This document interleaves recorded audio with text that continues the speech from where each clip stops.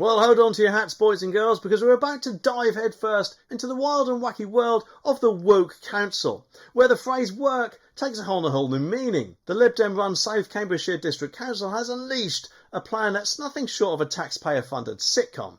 They've introduced a 4-day work week, but on full pay, which if anything is kind of like winning the lottery, isn't it? But instead of a giant cheque, you just get an extra day off work each week, at our expense. And obviously opponents of this grand experiment are claiming that it comes at a rather hefty price tag, to the tune of £3.3 million a year. Yes, you heard that right, 3.3 million smackers for the pleasure of having your employees not show up for work. It's almost as if they've decided to pay folks for having a daily sleep, or turning the whole work-life balance thing into a twisted comedy. But Heather Williams, the leader of the Conservative opposition, who hopefully has a few more brain cells, is shaking her head in disbelief, exclaiming the 4-day week is something that affects every single one of our residents. It means that 3.3 million will be spent in 12 months on salary for hours not worked. Obviously that means that taxpayer money just vanishes into thin air, doesn't it? And therefore, if anything, it's kind of like a horrible magic trick, but instead of a rabbit appearing from a hat, it's your hard-earned cash disappearing into a bureaucratic abyss. And speaking of magic,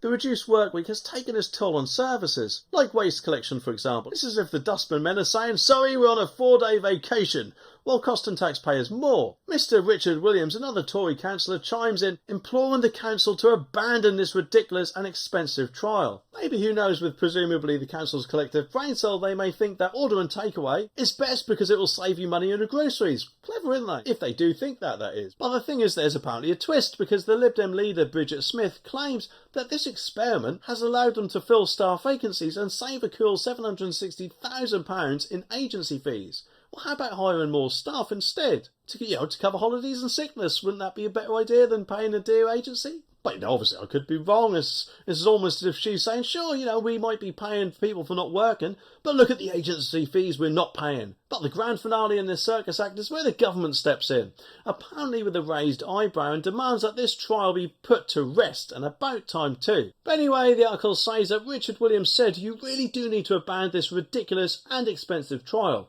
The council began the experiment in January, and Lib Dem leader Bridget Smith said that it led to being able to fill staff vacancies, saving $760,000 in agency fees.